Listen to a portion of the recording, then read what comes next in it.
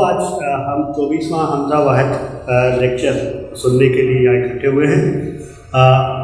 عمومی طور پہ حمزہ واحد لیکچر 1 مارچ کو ہوتا ہے، اور 1 مارچ وہ دن ہے جب کراچی میں مزدور تحریک پر گولیاں چلائی گئیں، اور حمزہ واحد کا ان سے بہت گہرا تعلق تھا اس ساری تحریک سے۔ لیکن اس بار کچھ موسمی تبدیلیوں کے باعث یہ اعلان ہوا کہ کراچی میں شدید بارشیں ہوں گی، جس کی وجہ سے ہمیں یہ حمزہ واحد لیکچر ڈیلے کرنا پڑا۔ لیکن اب ہم 1 مئی کے آس پاس ہی ہیں، تو اس کا مطلب ہے کہ آج پھر ہم یہ مزدور تحریک کے دنوں کے قریب ہی یہ لیکچر کر رہے ہیں۔ حمزہ واحد پر میں تو زیادہ بات نہیں کروں گا، کیونکہ آج علی زیدی صاحب نے اس حوالے سے پورے ڈیٹیل ڈسکشن کرنی ہے۔ تو میں سب سے پہلے علی زیدی صاحب کا آپ کو تعارف کرا دوں۔ علی زیدی صاحب ہم سب کے جانے مانے ترقی پسند استاد، دانشور اور محقق ہیں۔ علی زیدی صاحب کا ایک تعلق یہ ہے کہ 1960 میں جب کراچی میں طلبہ تحریک چلی، بلکہ پھر پورے ملک میں اس کا ایک اثر ہوا، تو علی زیدی صاحب اس کے کلیدی کردار تھے۔ علی زیدی صاحب این ایف سے تعلق رہا، ان کا نیشنل اسٹوڈنٹ فیڈریشن سے ان کا تعلق رہا، اور وہاں سے انہوں نے اپنی جو ہے اسٹوڈنٹ پولیٹکس کا آغاز کیا۔ پولیٹیکل سائنس، انٹرنیشنل ریلیشن اور اردو میں انہوں نے ماسٹرز کی ڈگریاں لی۔ پھر وہ نیشنل کالج میں تعینات ہو گئے، اور پھر وہاں ایز اے پرنسپل ریٹائر ہوئے، اور اس کے بعد اب وہ CMS جو ہے وہ college for accounting and management, اس کے ساتھ پچھلے 16 سال سے وابستہ ہیں۔ انیس صاحب جو ہے وہ آرٹس کونسل آف پاکستان کے گورننگ باڈی کے ممبر بھی ہیں۔ اسی طرح پروگریسو رائٹر ایسوسیشن پاکستان کے ایک اہم رکن ہیں۔ انیس صاحب کا جو آج ہم نے خاص طور پہ جب یہ ڈیسائیڈ ہوا کہ پروفیسر حمزہ واحد کی زندگی پر بات ہوگی، تو انیس صاحب سے زیادہ بہتر شخص نہیں ہو سکتا تھا، کیونکہ انہوں نے ان کے ساتھ کام کیا تھا، پوری جدوجہد میں ان کا حصہ تھا، اور وہ جو کالج ٹیچرز ایسوسیشن تھی اس کے ساتھ انیس صاحب اور حمزہ واحد کا ایک بہت قریبی تعلق تھا۔ تو اس وجہ سے ہم نے سوچا کہ انیس صاحب آئیں اور حمزہ واحد کی پوری زندگی پر بات کریں۔ اور انیس صاحب کا اور واحد بشیر صاحب کا بھی ایک قریبی تعلق رہا، جو کہ فردر ایک وہ یونائٹنگ پوائنٹ ہے۔ ہماری آج کی جلسے کی جو صدارت کر رہی ہیں ڈاکٹر طاہرہ خان۔ ڈاکٹر طاہرہ خان پچھلے 35 سال سے تدریس، ریسرچ اور اس کے حوالے سے اٹیچ ہیں۔ انہوں نے اپنے تدریس کا عمل تو کراچی یونیورسٹی سے شروع کیا، ماسٹرز بھی وہیں سے کیا، پھر بعد میں امریکہ چلی گئیں اور امریکہ کی مختلف یونیورسٹیوں میں پڑھاتی رہیں، اور ان کا بہت بڑا ریسرچ کا کام بھی ہے۔ اور پھر اب یہ تازہ جو ہے واپس پاکستان آئی ہیں، اور اس وقت آغا خان یونیورسٹی کے ساتھ منسلک ہیں۔ ان کا جو ویسے تو بہت سارے تحقیقی کام ہیں، ریسرچ جرنلز ہیں، آرٹیکلس ہیں، لیکن جو سب سے اہم کام ہے وہ جو کہ انہوں نے مارکسین پرسپیکٹیو سے سماج میں عورت کی جو مٹیریلسٹک انڈرسٹینڈنگ کو سمجھنے کی کوشش کی، جو کہ OUP سے شائع ہوئی، اور اس پر ان کو ایوارڈ بھی ملا، تو وہ بہت بڑا ایک ان کا کام تھا۔ اور دوسرا یہ ہے کہ پہلا حمزہ واحد لیکچر جو ہے، آج یہ 24واں ہم لیکچر کر رہے ہیں، پہلا حمزہ واحد لیکچر جو ہے وہ بھی ڈاکٹر طاہرہ خان نے ڈیلیور کیا تھا۔ تو آج میرے خیال میں بہت زیادہ کنیکشن ہے کہ پروفیسر انیس زیدی صاحب حمزہ واحد کی زندگی پر بات کریں گے، اور پروفیسر طاہرہ خان اس کو سمیٹیں گی کس طرح سے۔ تو میں اب بغیر ٹائم ضائع کیے پروفیسر انیس زیدی صاحب سے ریکویسٹ کروں گا کہ آئیں اپنے لیکچر کا آغاز کریں۔ پروفیسر انیس زیدی صاحب۔ ڈاکٹر طاہرہ خان صاحب، یہ بہرحال اعزاز مجھے ہے کہ سب سے زیادہ اگر کسی شخص نے حمزہ باجی سے 25-30 برس ڈانٹ کھائی ہے تو وہ میں ہوں، کیونکہ طالب علمی سے لے کے اتفاق سے پروفیشن ہمارا جب ایک ہو گیا تو اس میں ایک صورتحال یہ آئی تھی کہ گورنمنٹ نے یہ کہا تھا کہ جو BSc ہیں ان کو اپنی ڈگری جو ہے اپ گریڈ کرنی پڑے گی، ان کو پڑھنا پڑے گا۔ ایگزیکٹو کا میں بھی ممبر تھا، حمزہ باجی بھی تھی۔ میں نے کہا نہیں، سب کو پڑھنا چاہیے، اور گورنمنٹ جب آپ کو چھٹی دے رہی ہے تو آپ سب کو اپنے تو کہنے لگے میں بڑھاپے میں پڑھوں گی۔ میں نے کہا اس سے اچھی عمر کوئی نہیں ہوتی، بڑا میچیور ہوتا ہے ذہن آپ کا۔ تو حمزہ باجی نے یہ سمجھے کہ وہ MSc فزکس کی اور ساری ذمہ داریوں کے ساتھ کی، اور یہ ندا بیٹھی ہوں گی۔ ایک فقرہ ندا کا مجھے بہت اچھا لگا، میں بہت بار بار سوچتا تھا، لیکن اتنا اوریجنل فکرہ انہوں نے لکھا ہے کہ ابا اور امی کو کی اکائی کو الگ کر کے سوچنا ممکن نہیں ہے. تو یہ بڑی زبردست بات ہے. اور پھر کم از کم میری نالج میں، میرے علم میں کوئی ایسی شخصیت نہیں ہے جو یعنی اپنے معاملات میں اتنی زیادہ وہ کمیٹڈ رہی ہو. بہرحال اب تو یہ پڑھنا مجھے مشکل سے آتا ہے، لیکن یہ دیکھیے میں پڑھتا ہوں، کوشش کرتا ہوں، ورنہ زبانی جمع خرچ میں تو بہت آگے ہے. دیکھیے پروفیسر حمزہ بھائی صاحبہ اقبال امیر اور روشن فکر نے، یہ تو انہوں نے لکھا ہے شاید. قیام پاکستان کی ابتدائی چند برسوں کے بعد جب جذباتی اور ہیجانی فضا کا خاتمہ ہوا اور تقسیم کا غبار چھٹنے لگا اور حقیقی مسائل نے سر اٹھایا، ابتدا میں نوزائیدہ مملکت کو درپیش مسائل کا حل عوام، افسرشاہی اور اشرافیہ نے مل کر ڈھونڈنے کی کوشش کی. اقوام متحدہ کی رکنیت، سرکاری ملازمین کی تنخواہیں اور بڑی تعداد میں نقل مکانی کرنے والوں کے مسائل کو عارضی طور پر حل کر لیا گیا اور نئی مملکت کو مضبوط بنیادوں پر استوار کرنے کی کوشش کی گئی. نظام دکن کی مدد اور ہندوستان سے ہجرت کرنے والی تاجر برادری کی مالی امداد نے عارضی طور پر تو مسائل سے نجات دلا دی، لیکن کب تک؟ جب زندہ آباد اور مرد آباد کی فضا کے بعد سنگلاخ اور حقیقی تضادات کا سامنا ہوا تو حکومت اور عوام دونوں مختلف انداز میں سوچنے پر مجبور ہو گئے. دوسری عالم جنگ کے عظیم کے خاتمے پر دنیا کی نئے سرے سے تقسیم ہوئی. لیگ آف نیشنز کے بعد اقوام متحدہ کی تشکیل کے بعد 1917 کے انقلاب روس کے نتیجے میں تاریخ کی پہلی اشتراکی ریاست سوویت یونین کا ہٹلر اور نازیزم کے خلاف متحدہ قوتوں کا ساتھ دینا فیصلہ کن ثابت ہوا اور جرمن افواج کو مغربی یورپ میں جرمن افواج کو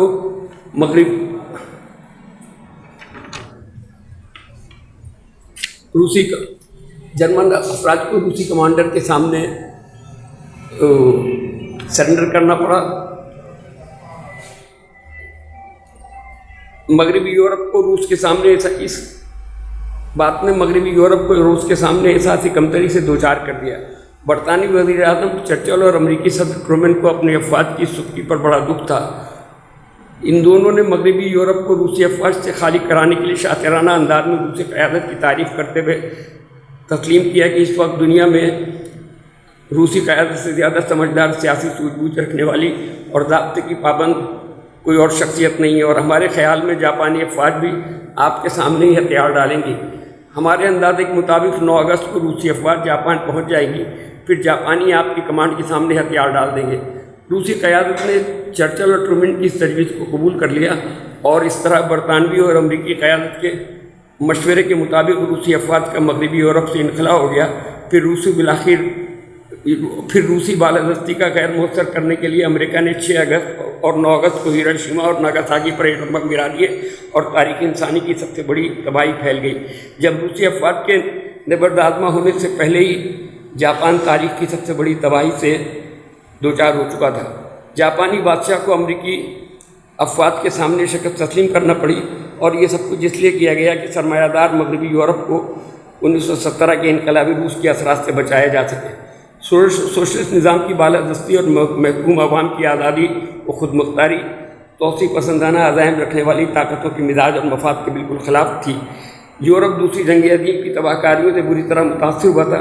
پھر طرفہ ستم یہ ہوا کہ سوشلسٹ نظریہ یورپی عوام میں عام طور پر شاعروں، ادیبوں، مفکروں اور فنکاروں کو خصوصی طور پر متاثر کر رہا تھا. امریکہ نے مغربی یورپ کی تعمیر نو کے بہانے مارشل پلان کے زیر سایہ اپنا اثر رسوخ بڑھانا شروع کیا. پھر جب امریکہ نے یہ محسوس کیا کہ سارا کا سارا مالیاتی بار، ہر قسم کے اخراجات اسے ہی برداشت کرنے پڑ رہے ہیں، تو اپنے مفادات کے حوالے سے امریکی قیادت نے مالیاتی اداروں پر اپنی بالادستی قائم کر لی اور یوں مالیاتی مرکز برطانیہ سے امریکہ منتقل ہو گیا. اور اس کے ساتھ ہی فرانس اور دیگر یورپی ممالک کے اعتراض پر برطانوی پاؤنڈ کے غیر حقیقت پسندانہ پھیلاؤ کو کنٹرول کرنے کے لیے IMF کا قیام عمل میں آیا. امریکی بالادستی کی وجہ سے برطانیہ پر دباؤ بڑھتا گیا امریکہ نے نوآبادیاتی ممالک پر زور دیا کہ وہ اپنے زیر دست ممالک سے ان ممالک سے اپنی کالونیوں کو ختم کر کے انہیں آزاد ممالک کا درجہ دیں، اور برطانیہ سب سے بڑی نوآبادی قوت تھا، اس کو بھی اپنے زیر تسلط علاقوں کو آزاد کرنا پڑا۔ اور یعنی جب تک یہ ممالک اپنا دستور نہ بنا لیں، یہ شرط لگائی گئی تھی اس وقت تک یہ تمام ریاستیں جو ہیں یہ ان کی اپنے ہر کام کی لیے انہیں ان کی رسمی منظوری لینی پڑے گی۔ تو امریکی دباؤ کے تحت ہندوستان کو کانگریس اور مسلم لیگ کے اندازوں سے قبلی آزادی مل گئی۔ بھارت میں ہر چیز جمی جمائی اور مستحکم تھی، جبکہ پاکستان کو نئی ریاست کے طور پر بے شمار مسائل کا سامنا تھا۔ ہماری افسرشاہی کا مزاج اور تربیت برطانوی نظام کے تحت ہوئی تھی۔ پھر پاکستان جن علاقوں میں قائم ہوا تھا، خاص طور پر مغربی بازو، یہاں نوابوں، جاگیرداروں، سرداروں اور قوانین کی حکومت تھی۔ پھر خانقاہی نظام اور گدی نشینوں کا بھی بڑا اثر تھا، جبکہ بھارت کانگریس کے منشور کے مطابق جاگیرداری اور پرنسلی اسٹیٹس کا خاتمہ ہو گیا تھا۔ پھر ہندوستان کا دستور بھی بہت جلد بن گیا۔ مغربی پاکستان مسٹر جناح بانی پاکستان اور قائد اعظم اور لیاقت علی خان کے بعد جاگیرداروں، سرداروں اور رجت پسند قوتوں کی جنت بن گیا۔ دوسری طرف مشرقی پاکستان کا سماج زیادہ باشعور اور انسان دوست تھا، جہاں جاگیردار نہ ہونے کے برابر تھے۔ بنگال کا ایک کلچر اور ایک زبان تھی۔ 1912 میں بنگالی انقلابیوں کے خوف سے مرکز انگریزوں نے اپنا دارالخلافہ دہلی منتقل کر دیا۔ اس وقت تک دہلی صوبہ پنجاب کا حصہ تھا۔ پھر مشرقی پاکستان کی آبادی 56% تھی اور مغربی پاکستان کے تمام صوبوں کی آبادی 44%۔ ان کو یہ خوف تھا کہ مشرقی بازو ہمیشہ اپنی اکثریت کی وجہ سے حکومت میں رہے گا۔ اس مسئلے کو حل کرنے اور دستور بنانے میں 9 طویل سال لگ گئے۔ پھر بنگالی اکثریت کو متوازن بنانے کے لیے مغربی پاکستان کے صوبوں کو 1 یونٹ میں ضم کر دیا گیا، اور اس طرح پورا ایک طرف مشرقی اور مغربی 2 حصوں میں پاکستان تقسیم ہو کے رہ گیا، اور 1 مین 1 ووٹ کے بجائے مساوات کا اصول قائم کیا گیا اور دونوں صوبوں میں برابر مساوی تعداد میں نمائندے قومی اسمبلی میں رکھے گئے۔ 1 یونٹ کے قیام کی مغربی پاکستان کے چھوٹے صوبوں نے شدید مخالفت کی، لیکن اس کے باوجود 1956 کا آئین 23 مارچ کو نافذ کر دیا گیا، اور اس موقع پر پاکستان کے وزیر اعظم چودھری محمد علی اور صدر میجر جنرل اسکندر مرزا تھے۔ 16 اکتوبر 1951 کو لیاقت علی خان کی شہادت کے بعد جب خواجہ ناظم الدین وزیر اعظم بن گئے تھے اور نوکرشاہی کے نمائندے غلام محمد گورنر ہو گئے، تو غلام محمد کا پس منظر افسر شاہی کا تھا۔ انہیں اکھاڑ پچھاڑ اور سازشوں کا بڑا شوق تھا۔ ان کی سرپرستی میں حکومت کے خلاف سازشیں شروع ہوئیں، جس کے نتیجے میں پاکستان میں بار بار حکومتیں تبدیل ہوتی رہیں اور پاکستان دنیا میں غیر مستحکم ریاست کے طور پر شہرت پا گیا۔ اس دوران جنرل ایوب خان، جن کو قائد اعظم نے ناپسندیدہ اور طالع آزما قرار دے کر مشرقی پاکستان بھیج دیا تھا تاکہ وہ مرکز سے دور رہیں، وہ کمانڈر ان چیف ہو گئے، اور پھر طرفہ ستم یہ ہوا کہ ان کو کابینہ کے اجلاسوں میں بلایا جانے لگا۔ اس طرح ایوب خان، جو جنرل گریسی کی رائے کے مطابق اقتدار پر قابض ہونے کی خواہش رکھتے تھے، ان کو کھیلنے کا موقع مل گیا، اور اسکندر مرزا کی مدد سے 7 اکتوبر 1958 کو ملک میں مارشل لا کے نفاذ میں کامیاب ہو گئے، اور 27 اکتوبر کو ایوب خان نے اسکندر مرزا کا تکلف بھی ختم کر دیا اور خود مالک و مختار ہو گئے۔ اس سے قبل 1954 میں غلام محمد نے بحیثیت گورنر خواجہ ناظم الدین کی جمہوری اور قانونی حکومت کو، جسے پارلیمنٹ میں اکثریت حاصل تھی، برطرف کر دیا۔ اس پر ستم یہ ہوا کہ جسٹس منیر کی سربراہی میں گورنر کے اس غیر قانونی اقدام کو قانونی قرار دے دیا، اور اس طرح پاکستان میں نظریہ ضرورت کا آغاز ہوا، اور پاکستان پہلی مرتبہ موقع پرستوں کے حوالے کر دیا گیا۔ مشرقی پاکستان کے عوام زیادہ باشعور تھے، ان کو حقیقی مسائل کا ادراک تھا۔ پھر مغربی پاکستان کی نمائندوں اور اشرافیہ کا طرز عمل ان کے ساتھ دوستانہ ہونے کے بجائے حاکمانہ تھا، جس کی وجہ سے 1956 میں جگتو فرنٹ بنا کر مسلم لیگ کی حکومت کا خاتمہ کیا گیا اور عطاء الرحمن کی قیادت میں مخلوق حکومت قائم ہو گئی۔ اس پورے عرصے میں مشرقی اور مغربی پاکستان کے درمیان اتحاد و یگانگت کے بجائے تناؤ، آویزش اور کشمکش کی صورتحال جاری رہی۔ بنگالی زبان کو نظر انداز کرنے کی وجہ سے مشرقی اور مغربی بازو میں کشمکش بڑھ گئی۔ افسرشاہی اور فوج میں مشرقی بازو کا حصہ نہ ہونے کے برابر تھا۔ پھر غیر ذمہ دارانہ پریس اور جانبدارانہ صحافت نے مشرقی اور مغربی بازو میں مزید دوری پیدا کر دی۔ ان دنوں کراچی پاکستان کا دارالحکومت تھا۔ صرف ریاستی بیانیوں کو حب الوطنی کی علامت سمجھا گیا اور اس سے اختلاف کرنے والوں کو پاکستان کا مخالف قرار دیا گیا، اور ایک ایسے سماج کی شعوری طور پر صورت گری کی گئی جس میں سوال اٹھانا اور حکومتی بیانیے سے اختلاف کرنا غداری اور ریاستی مقاصد کے خلاف سمجھا گیا۔ عوامی معاملات اور حقیقی مسائل حقوق انسانی کی طرف توجہ دلانا ناپسندیدہ عمل ٹھہرا۔ پھر پاکستانی حکومتوں نے مغربی دنیا کی اطاعت اور فرما برداری کو اپنا شعار بنا لیا۔ بڑھتی ہوئی آبادی کے ساتھ ساتھ مسائل میں بھی اضافہ ہوتا چلا گیا، لیکن چونکہ عنان حکومت جاگیرداروں اور موقع پرستوں کے ہاتھ میں تھی، اس لیے تعلیم اور روشن خیالی کو حکومت وقت نے اپنا دشمن سمجھ لیا، اور بالادر طبقوں اور موقع پرستوں کو اچھی طرح معلوم تھا کہ تعلیمی آگہی شعور اور خیرات افرودی پیدا کرتی ہے، اس لیے وہ ہر اس عمل کے مخالف ہو گئے جس سے علم کی روشنی پھیلتی ہو اور افراد میں رواداری روشن خیالی پیدا ہوتی ہو۔ تعلیم کی اہمیت کا اظہار بانی پاکستان محمد علی جناح نے بارہا کیا۔ 19 مارچ 1912 کو مسٹر گوکھلے نے ایک بل پیش کیا تھا، تو مسٹر جناح نے اس کو سپورٹ کرتے ہوئے یہ کہا تھا کہ اگر کوئی مصیبت، اگر گورنمنٹ کو نامقبولیت کا بھی اندیشہ ہے تو بھی اس کو چاہیے کہ وہ لوگوں کو تعلیم دے۔ تو یہ مسٹر جناح کے، اور انہوں نے کہا تھا کہ اگر آپ انہیں محض اس لیے جہالت کی تاریکی میں رکھنا چاہتے ہیں کہ کہیں وہ آپ کے مقابل کھڑے ہو کر اپنے حقوق نہ مانگ لیں، آپ کو یہ حقوق دینے ہوں گے۔ یہ مسٹر جناح کے الفاظ تھے۔ اس کے علاوہ 2 مارچ 1941 میں پنجاب اسٹوڈنٹ فیڈریشن سے خطاب کرتے ہوئے قائد اعظم نے قومی تعمیر نو کے 3 بنیادی شعبوں کا ذکر کرتے ہوئے فرمایا تھا کہ کسی قوم کو ایک ملک کا حکمراں بننے اور ملک چلانے کے قابل بنانے کے لیے کم از کم 3 بڑے ستونوں کی ضرورت ہے۔ پہلا تعلیم، اور دوسرے کوئی قوم بڑا کام نہیں کر سکتی جب تک وہ کاروبار، تجارت اور صنعت و حرفت کے میدانوں میں معاشی طور پر مستحکم نہ ہو، اور تیسرے جب آپ تعلیم کے ذریعے روشنی حاصل کر لیں تو اپنے آپ کو دفاع کے لیے تیار کریں۔ تعلیم چکا چوند اجالے لاتی ہے، اور تعلیم کے بغیر وہ اندھیرے مقدر بن جاتے ہیں۔ کسی قوم کی طاقت اور عظمت کا اندازہ اس بات سے ہو سکتا ہے اس کی تینوں ستون کتنے مضبوط ہیں۔ یہ تعلیم کی اہمیت تھی، لیکن پاکستان کی حکومت تعلیم کی اہمیت اور طلباء کے مسائل سے غافل تھی۔ طلباء کی بڑھتی ہوئی تعداد اور معاشی صورتحال کی ابتری نے طلباء کے لیے بہت سے مسائل پیدا کر دیے تھے۔ طلباء اپنے مسائل کے حل کے لیے وزیر تعلیم سے ملنا چاہتے تھے۔ اس موقع پر ڈی ایس ایف کے نمائندے ڈاکٹر سرور کی قیادت میں وزیر تعلیم محترم فضل الرحمان صاحب سے ملنا چاہتے تھے تاکہ وہ اپنے مطالبات اور مسائل سے آگاہ کر سکے، لیکن افسرشاہی کی غیر ذمہ داری اور حکومتی نمائندوں کی سرزمہری نے معاملات کو الجھا دیا۔ طلباء کے پرامن جلوس پر 8 جنوری 1953 کو فائرنگ کی گئی، جس کے نتیجے میں کئی طالب علم شہید ہوئے، اور پھر مشتعل ہجوم نے وزیر داخلہ مشتاق احمد گرمانی کی کار کو آگ لگا دی۔ معاملات مزید خراب ہو گئے۔ وزیر اعظم نے معاملات کو سنبھالنے کی کوشش کی، لیکن صورتحال بہت زیادہ کشیدہ ہو چکی تھی، اور پورے پاکستان میں اس وحشیانہ اقدام پر احتجاج کا سلسلہ شروع ہو گیا۔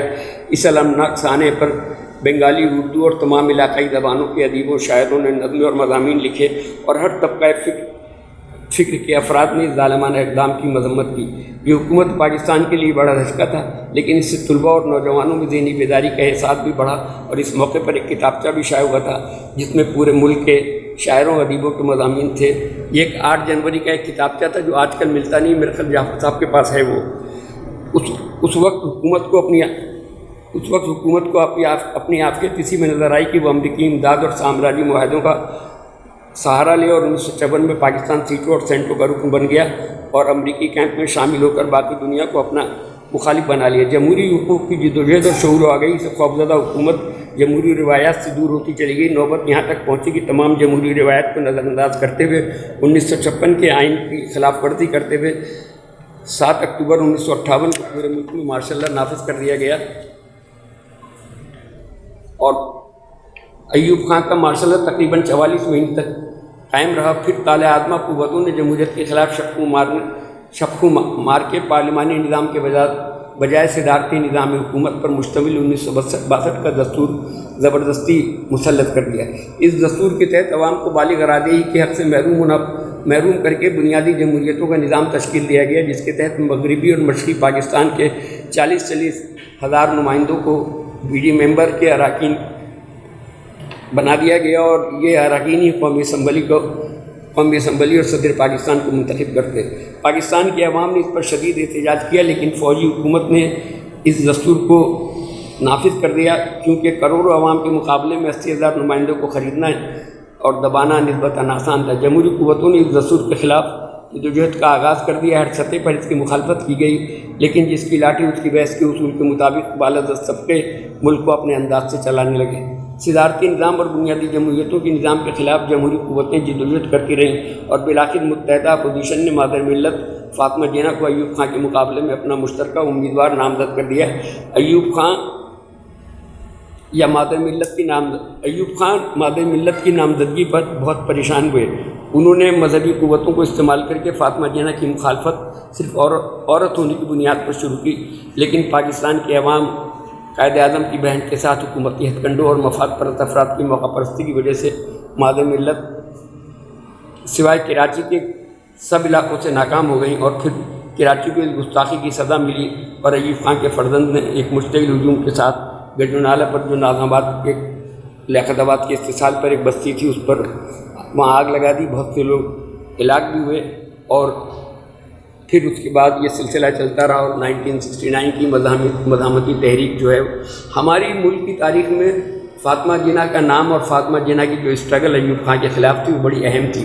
اس زمانے میں آپ سب کے علم میں ہے یہ بات کہ حبیب جالی کی وہ نظم کہ بچوں پہ چلی گولی، ماں دیکھ کے یہ بولی، یہ میرے جگر ٹکڑے یہ روئے میرے ہوتے میں دور کھڑی دی کہ یہ مجھ سے نہیں ہوگا۔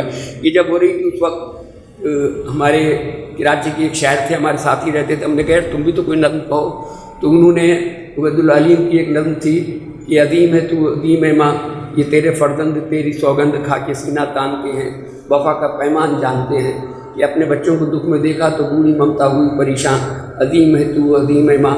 عام طور پر یہ کہا جاتا ہے کہ بہت بوڑھی ہیں، کچھ نہیں کر سکیں گی، تو اس پہ یہ کہا گیا کہ جو تیری پیری پہ خندہ زن ہے، جو تیری پیری پہ خندہ زن ہے، انہیں یہ شاید خبر نہیں ہے کہ اصل پیری ہے بے ضمیری، یہ عمری کا سفر نہیں ہے، تو آیا رحمت زمیں ہے، تو سایہ ذوالجلال ساما، عظیم ہے تو عظیم ہے ماں۔ اس طرح کی نظمیں اور اس طرح کی شاعری آتی رہی، اور حبیب جالی بھی کیسی آواز تھے کہ مس فاطمہ جناح کی باتیں ہیں سب غلط، منطق ہے یہ اپنے عبدالوحید کی، اس نے ضمیر بیچ کے کرسی خرید کی، لعنت بہت بڑی ہے یہ عہد جدید کی۔ اس طرح کی بہت سی چیزیں جو ہیں حبیب جالی پر مختلف شاعروں کے حوالے سے آتی رہیں۔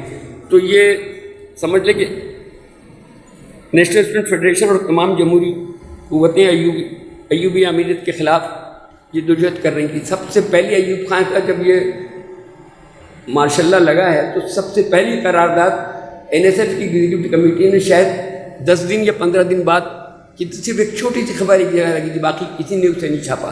تو پہلا اعزاز NSF کو یہ حاصل ہے کہ اس کی ایگزیکٹو کمیٹی نے اس ماشاء اللہ کے خلاف ایک قرارداد پاس کی تھی۔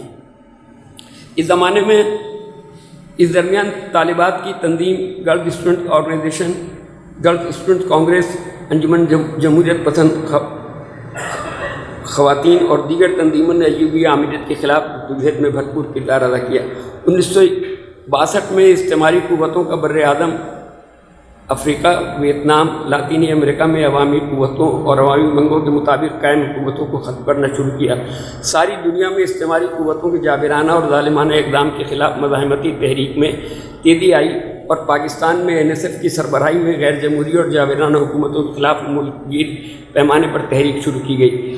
عوامی مقبولیت کی وجہ سے ایوبی حکومت کے کارندوں نے NSF کی قیادت اور مرکزی مجلس عاملہ کے اراکین کو شہر بدر کر دیا۔ شہر بدری نے جمہوری قوتوں کو مضبوط کیا، اور پورے پاکستان میں شہر بدر طلبہ کا بڑے پیمانے میں خیر مقدم کیا گیا، اور کراچی کے طلبہ قائدین کی تحریک کو پورے پاکستان میں پھیل گئی۔ اس طرح طلبہ تحریک ملگیر ہو گئی، اور اس وقت مغربی پاکستان میں نواب امیر محمد خان کی حکومت تھی، جو اپنی سخت گیریوں کی وجہ سے بہت مشہور تھے۔ فائق صاحب کا اس زمانے میں بہت مشہور شعر ہے، طالبہ کی مونچھیں بہت مشہور تھیں، تو انہوں نے کہا تھا کہ مونچھوں میں اپنی گھومے سوئے وہ بھی آدمی، مونچھوں میں اپنی گھومے سوئے وہ بھی آدمی، چہرے پہ جس کے دم ہے سوئے وہ بھی آدمی۔ تو یہ فائق بدایون صاحب ایک صاحب تھے، فائق صاحب جو سائیکالوجی کے استاد تھے۔ تو وہ بہت اچھی اچھی نظمیں کہتے تھے، انہوں نے یہ نظم بھی کہی تھی۔ اور پھر 1962 میں استعماری پاکستان میں NSF کی سربراہی میں غیر جمہوری اور جابرانہ حکومتوں کے خلاف ملک گیر پیمانے پر تحریک شروع کی گئی، اور یہ تو یہاں تک تو پڑھ لیا تھا۔ اب یہ ہے کہ دوسری طرف مزدوروں کا محاذ تھا، جب یہ 3 سال کا ڈگری کورس تھا، اتفاق سے ہم بھی اس میں ملے تھے، اور ایک چیز اب تو تھی، حسین نقی صاحب بہت تھوڑے سے لوگ رہ گئے، وہ جو جہاں آج کل پی سی بنا ہوا ہے، یہاں پر وہ تھا، یہ اجلاس ہو رہا تھا، چودھری خلیل احمد صدارت کر رہے تھے، تو اس زمانے میں 25-30 NSF کے لوگ گئے، ہم سب وہاں گئے تھے۔ اس میں ایک اور آدمی ہوتا تو ابھی زندہ ہے، اس کو ہم فیلڈ مارشل کہتے تھے، اور وہ ان کا نام تھا ضیاء عباس صاحب۔ سب گئے تھے، اور سب سے پہلا کام یہ کیا تھا کہ بھٹو صاحب اس کو، اس وقت سیکریٹری تھے کنونشنل مسلم لیگ کے، تو اس وقت سب سے پہلے سید سید حسن صاحب گئے، اور انہوں نے وہ مائک وائک سب گڑبڑ کیا، جلدی کو درہم برہم کر دیا، اس کے بعد وہاں سے ختم ہو گیا۔ اور پھر اس کے نتیجے میں 3 سالہ ڈگری کورس جو ہے وہ منسوخ ہو گیا، ورنہ وہ کورس بھی جاری رہتا۔ قیام پاکستان کے بعد کراچی میں 1947 کو ولیکا ملز کا افتتاح کرتے ہوئے قائد اعظم نے کہا تھا کہ اگر پاکستان اپنے رقبے، افرادی قوت اور وسائل کے مطابق دنیا میں وہ کردار ادا کرنا چاہتا ہے جس کا وہ حقدار ہے، تو اسے زراعت کے ساتھ ساتھ صنعت میں بھی اپنی امکانی صلاحیتوں کو ترقی دینا ہوگی۔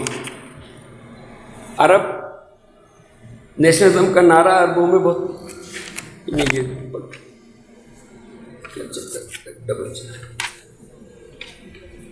اور نئی صنعتوں کو قائم کرنا ہوگا تاکہ ہم ضروریات زندگی کے لیے بیرونی دنیا پر کم انحصار کر سکیں اور عوام کو روزگار کے زیادہ مواقع میسر آ سکیں۔ قدرت نے ہم کو صنعتوں میں کام آنے والی بہت سی خام اشیاء سے نوازا ہے، ہمارا فرض ہے کہ ہم ان سے پورا استفادہ کریں۔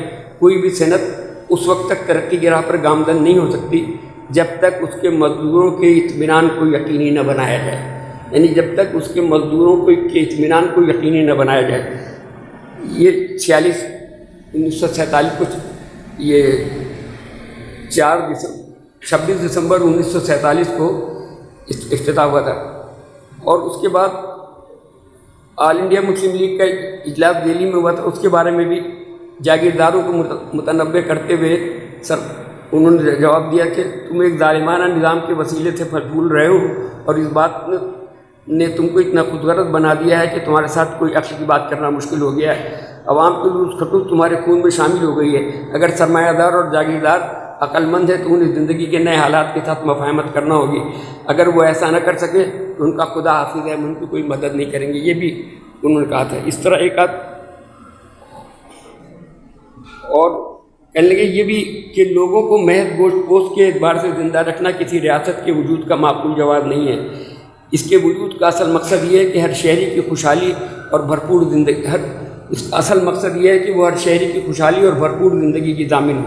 ایک طرف تو بانی پاکستان تحریک پاکستان کے دوران ایک جدید اور فلاحی ریاست کا تصور دے رہے تھے، دوسری طرف قائد اعظم کی وفات کے بعد جدید ریاست اور عوامی فلاح کے تمام وعدے اور منصوبوں کو بھلا کر پاکستان بالادست طبقوں اور رجت پسندوں کی ایک ایسی جنت بنی جہاں عام آدمی کی زندگی قابل رحم بن گئی۔ بالادست طبقہ ملک کے تمام وسائل پر قابض ہوتا چلا گیا، اور مغربی دنیا اور ایشیا میں مشرقی بیت کے ممالک ترقی کر رہے تھے۔ جاپان دنیا کی دوسری معیشت بن گیا تھا، لیکن پاکستان میں نہ سیاسی استحکام تھا نہ ہی معاشی خوشحالی، جبکہ پاکستان کو اللہ تعالیٰ نے تمام قدرتی وسائل سے نوازا تھا۔ پاکستان کی اس صورتحال پر تمام درد مندل رکھنے والے تشویش میں مبتلا تھے۔ ترقی پسند اور انسان دوست افراد اور تنظیمیں اس بات کی کوشش کر رہے تھے کہ پاکستان کو جلد از جلد ترقی یافتہ ممالک کے برابر لا سکیں۔ حمزہ واحد بشیر اس جدوجہد کے ہراول دستے میں شامل تھے۔ دنیا امریکی اور روسی علاقوں میں تقسیم تھی، اور اس تقسیم کی بڑھتی ہوئی شدت پسندی دنیا کو سرد جنگ کی طرف لے جا رہی تھی۔ ان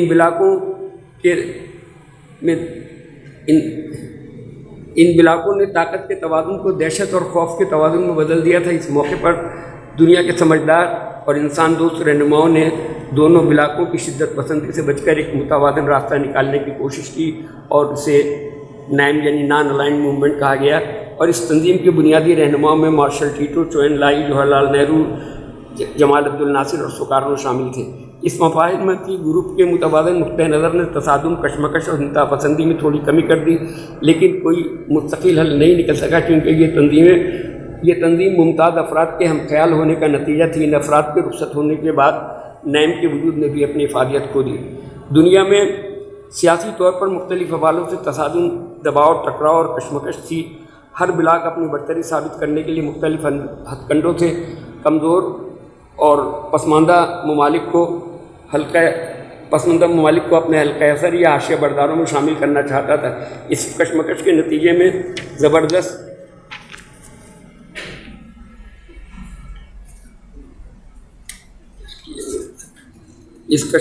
نتیجے میں زیر دست قوموں میں بیداری کی لہر دوڑ گئی۔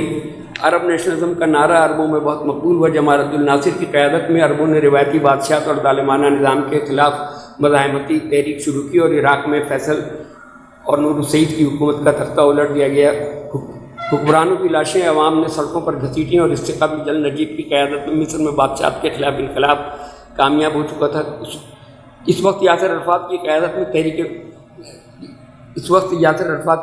میں تحریک آزادی فلسطین اپنے عروج پر تھی۔ ایڈورڈ سعید، جارج عباس جیسے افراد بھی فلسطینی ہونے کے حوالے سے یاسر عرفات کے ساتھ تھے۔ فضا میں لیلا خالد اور الفتح کی گونج تھی۔ مزاحمت کا ہر طرف دور دورہ تھا۔ لاطینی امریکہ میں فیڈرل کاسترو، چے گیورا، پابلو نرودا، ویتنام میں ہو چی مین، جنرل غیاب وغیرہ اپنی آزادی اور انسانی حقوق کی بات کر رہے تھے، اور الجیریا میں آپ نے وہ جمیلہ بوپاشا کا نام سب کو معلوم تھا، جمیلہ بوہاری جو کہلاتی۔ ویتنام کے حوالے سے برٹ رسل نے جو اس وقت آزادی اور انسانی ضمیر کی علامت سے امریکی جرائم کے خلاف ایک عالمی عدالت قائم کی جو 14 افراد پر مشتمل تھی، اس میں پاکستان سے انسان دوست اور جمہوریت پر یقین رکھنے والے ماہر قانون جناب محمود علی قصوری کو بھی شامل کیا گیا تھا۔ یہ پاکستانیوں کے لیے ایک اعزاز تھا۔ پاکستان میں ہر طرف انسانی حقوق اور آزادیوں کی گونج تھی۔ یہ وہ عالمی پس منظر تھا جس کے اثرات پاکستان کے نوجوانوں پر پڑ رہے تھے۔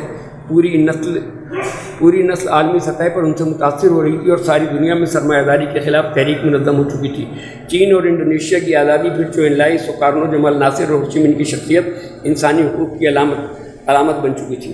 متحدہ پاکستان کے نوجوان اور طلباء دنیا میں رونما ہونے والی ان تبدیلیوں سے متاثر ہو رہے تھے۔ حمزہ واحد بشیر ایک سوچے سمجھنے والی، غور فکر کرنے والی اور اپنے سماج کی کمزوریوں پر نظر رکھنے والی انسان دوست روشن خیال خاتون تھی۔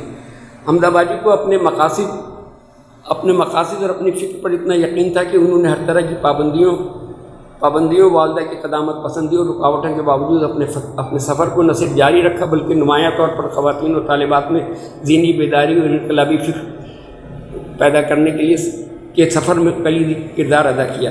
بلند و بالا اور عالیشان عمارت کی مضبوطی اور پائیداری کا انحصار اس کی بنیادوں پر ہوتا ہے، لیکن دیکھنے والے عام طور پر عمارت کی دلکشی اور شان و شوکت میں گم ہو کر اس کی بنیادی اینٹوں کو نظر انداز کر دیتا ہے۔ بالکل یہی صورتحال پروفیسر حمزہ واحد بشیر کی ہے۔ آج انسانی حقوق، طلبہ تحریک، اساتذہ جدوجہد، خواتین کے حقوق کی جدوجہد ہو یا جمہوری آزادیوں کا شعور ہو، اساتذہ کے حقوق اور فکری آزادیوں کی بات ہو، مزدوروں اور مظلوم طبقات میں شعور و آگاہی پیدا کرنے کی تحریک ہو یا خیرت افروزی کی کوئی بات، غرض ہر جگہ حمزہ واحد بشیر کا بھرپور مخلصانہ کردار نظر آتا ہے۔ اپنی طالب علم کی زندگی میں جن لوگوں کی انتھک محنت، سیمابیت، گرمجوشی، بے خوفی اور مستقل مزاجی سے میں متاثر ہوا، ان میں حمزہ واحد بشیر کا نام بھی بہت اہم ہے۔ حمزہ واحد بشیر زمانہ طالب علمی سے نہ صرف اپنے ساتھیوں میں بلکہ ان کے والدین میں بھی بہت مقبول تھیں۔ اس کی بنیادی وجہ ان کا مشفقانہ مخلصانہ انداز تھا۔ وہ ہر ایک کے کام آتی تھی اور ضمن میں دوست دشمن کا کوئی امتیاز نہ تھا۔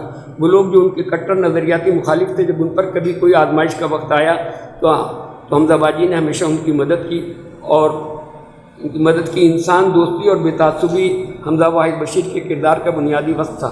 وہ ہمیشہ انسانوں کی مدد پہ آمادہ رہتی، ان کو فرقے، عقیدے، علاقے وغیرہ سے کوئی سروکار نہیں تھا۔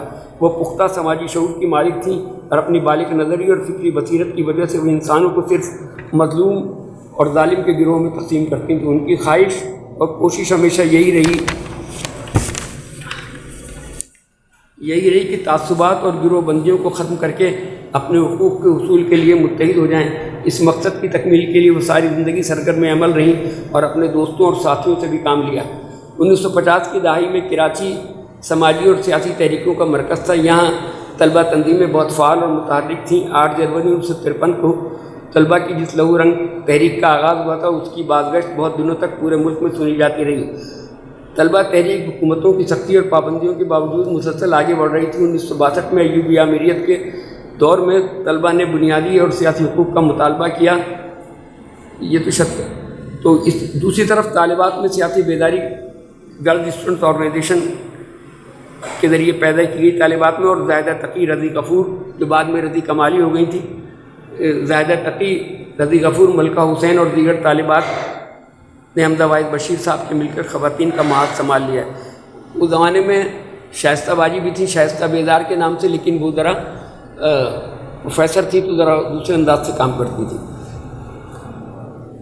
گرلز کانگریس کی تربیت یافتہ طالبات نے ہی بعد میں خواتین کے حقوق کی بیداری اور جمہوری تحریک کے فروغ میں نمایاں حصہ لیا۔ حمزہ واحد بشیر نے اعلیٰ مقاصد کے حصول اپنی نظریاتی سوچ کو آگے بڑھانے کے لیے تدریس کے پیشوں کو اپنایا۔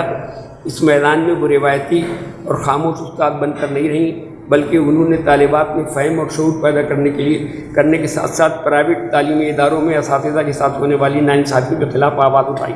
1969 میں کراچی کی مشہور اساتذہ تحریک سے لے کر اپنی زندگی کے آخری لمحات تک وہ اساتذہ اتحاد تعلیم کے فروغ کے لیے کام کرتی رہیں۔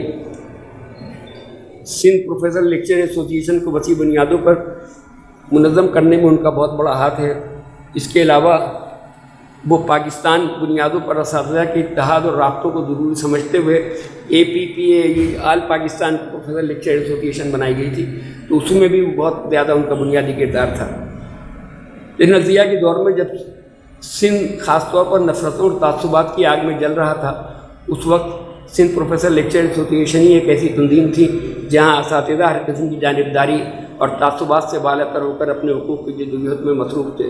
اس شعور اور بے تعصبی کی فضا کو پیدا کرنے اور فروغ دینے میں دوسرے افراد کے ساتھ ساتھ حمزہ واحد بشیر کا بھی بڑا ہاتھ تھا۔ یہی وجہ ہے کہ حمزہ کا احترام سندھ کے ہر گوشے گوشے میں ہوتا ہے، اور آج بھی شہری اور دیہی تقسیم سے بلند ہو کر سب کے دلوں پر حکومت کر رہی ہیں۔ انسانی فطرت اور نفسیات کو سمجھنے کا حمزہ باجی میں خداداد وصف تھا۔ وہ ملنے والوں سے کے دلوں سے بہت جلد قریب ہو جاتی تھی، اور سب ان سے اپنا دکھ درد کہہ کر خوشی محسوس کرتے۔ حمزہ باجی کا پرخلوص اور اپنائیت سے بھرپور انداز دوستوں کو ہمیشہ کے لیے مسخر کر لیتا۔ حمزہ باجی کے پاس نہ معلوم مطال تھا، نہ ہی دنیاوی جاہ و حشم، نہ وہ خطیب تھی، نہ ادیب، نہ شاعر تھی، نہ فنکار، نہ ہی کسی منصب کے حوالے سے آگے تھی، لیکن سچائی اور بے غرضی سچائی اور بے غرضی کی وجہ سے وہ دلوں پر حکومت کرتی تھی، اور جو دلوں کو فتح کر لے وہی فاتح زمانہ۔ سماجی خدمت کے حوالے سے وہ انتہائی مخلص تھیں اور کبھی نہ تھکنے والی خاتون تھیں۔ ہر قسم کے حالات میں کام کرنے پر آمادہ رہتی، دوسروں کی مدد کر کے انہیں ایسی خوشی ہوتی کہ جیسے جنت مل گئی ہو۔ 1973 میں جنوبی پنجاب میں سندھ کے کچے کے علاقے میں سیلاب کی لپیٹ میں آ گئے تھے۔ زبردست جانی و مالی نقصان ہوا، تو اس وقت کراچی کے اساتذہ کی طرف سے متاثرہ علاقوں میں امدادی کاموں کے لیے ایک ٹیم ترتیب دی گئی، جس میں بھی شامل تھا۔ تو اس ٹیم کی ایک رکن حمزہ باجی تھی۔ خانپور میں ہماری ٹیم نے 20 دن مسلسل کام کیا۔ اس زمانے میں مجھے حمزہ باجی کے حوصلے، سلیقہ مندی اور انتظامی صلاحیتوں کا اندازہ ہوا۔ مکمل سروے کرنے اور متاثرہ افراد کی امدادی سلپ تقسیم کرنے کے بعد جس دن متاثرہ افراد میں سامان تقسیم کیا گیا، ہمارے پاس 2 ویگن تھیں ریلوے کی بھری ہوئی سامان تقسیم کیا گیا، تو ہم نے یہ اہتمام کیا تھا کہ تمام سامان ایک ہی مرتبہ میں ایک ہی مرحلے میں تقسیم کیا جائے بغیر کسی بریک کے، چاہے اس عمل میں کتنا ہی وقت کیوں نہ لگ جائے۔ اس فیصلے کے بعد ہم نے ابتدائی تیاریاں کی، اور صبح 8 بجے سامان کی تقسیم لوگوں کی ضرورت کے مطابق ہم نے سروے سلپ جاری کی تھی، جس کو جو چیز چاہیے تھی وہی دینی تھی، تو وہ لوگوں کی ضرورت کے مطابق شروع کی، اور دوسرے دن صبح 10 بجے تک ہم سارا سامان تقسیم کر کے فارغ ہو چکے تھے۔ اس کام میں ہماری مدد ترقی تعلیم کالج TT کالج خانپور کہلاتا ہے وہ، ترقی تعلیم کالج خانپور کے ان اساتذہ نے بھی کی جو کسی وجہ سے خانپور سے باہر نہیں جا سکے تھے. ہم سب جن میں حمزہ باجی بھی شامل تھے مسلسل 24 گھنٹے یا 26 گھنٹے جو ہے کیمپ میں مصروف رہے. ساری رات متاثرہ افراد کے درمیان گزاری. حمزہ باجی نے کسی موقع پر بھی تھکن اور برہمی کا اظہار نہیں کیا، بلکہ وہ تو مجھے سب سے زیادہ خوش اور تازہ دم نظر آتی تھی. ہماری اس کارکردگی کو دیکھ کر نہ صرف خانپور کے باشندے بلکہ ریلیف کمشنر جو تھے، ایڈیشنل ریلیف کمشنر نے خوشگوار حیرت کا شکار ہو گیا. اور اس مرحلے پر سے فارغ ہو کر جب ہم سندھ کے کچے کے علاقے میں آئے تو وہاں بہت سے ساتھیوں نے ہمیں ڈرایا کہ کھانوٹ میں بلائیں آتی ہیں، یہاں رات نہیں گزاری جا سکتی. ہم سب تذبذب میں پڑ گئے کہ جائیں یا نہ جائیں. اس موقع پر حمزہ باجی نے کہا میں تو جاؤں گی اور دیکھنا مجھے کچھ نہیں ہوگا. جب حمزہ باجی کا یہ انداز ہمارے ساتھیوں نے دیکھا تو سب ساتھ چلے اور تمام رات کھانوٹ اسٹیشن پر قیام کیا. ہماری ٹیم کو نہ کوئی حادثہ پیش آیا، نہ ہی کوئی بدمزگی ہوئی. یہ تھا حمزہ باجی کا حوصلہ جہاں کسی قسم کے ڈر اور خوف کا گزر ہی نہیں تھا. حمزہ واحد بشیر کی زندگی کی خاص بات قول کے ساتھ عمل تھا. وہ نظریاتی طور پر غریبوں کی وہ صرف نظریاتی طور پر ہی غریبوں کی ہمدرد نہیں تھیں بلکہ عملی طور پر بھی وہ ان لوگوں کے ساتھ تھیں. اس لیے انہوں نے اپنی زندگی کے 35 سال مزدوروں کی بستی میں گزارے اور یہی ان کی وفات ہوئی. مزدوروں کی اس غریب بستی میں حمزہ باجی نے ہر ممکن مدد کی. انہوں نے نہ صرف یہاں کے باشندوں کو شعور و آگاہی سے ہمکنار کیا بلکہ ان کی بنیادی ضرورتوں کو فراہم کرنے کی بھی کوشش کی گئی. یہاں کے لوگوں میں شعور بیدار کیا. بچوں اور نوجوان طلباء کی رہنمائی اور مدد کے لیے فری کوچنگ کلاسز کا اہتمام کیا گیا. ان کی کوششوں اور ذاتی دلچسپی کی وجہ سے گمبد اسکولوں سے فارغ التحصیل غریب طلباء کو میڈیکل انجینئرنگ کالج میں داخلے ملے. لڑکیوں کی تعلیم کی طرف خاص طور پر توجہ دی. اس مرحلے پر حمزہ باجی لڑکیوں کے والدین کو اپنا ہم خیال بنانے میں ابتدا میں انہیں بڑی مشکلات پیش آئیں، لیکن ان کے خلوص، لگن اور شفقت آمیز رویے نے سبھی کو اپنا گرویدہ بنا لیا. غریب بستی کی لڑکیاں بھی تعلیم حاصل کرنے لگیں اور حمزہ باجی نے اپنے بچوں کو انہی گورنمنٹ اسکولوں میں تعلیم دلائی جہاں بستی کے دوسرے بچے پڑھتے تھے. اس طرح نہ صرف انہوں نے اپنے نظریے کو عمل سے ہم آہنگ کیا بلکہ اپنے بچوں کی تربیت بھی اس انداز سے کی ان میں سے انسان دوستی اور استحصالی نظام سے نفرت کی صفات پیدا ہو گئیں اور وہ زندگی بسر کرنے کے لیے اس اعتماد سے بہرور ہوئے جس کی بدولت انسان صرف اپنی صلاحیتوں کی بنیاد پر ہی معاشرے میں اپنا مقام بناتا ہے.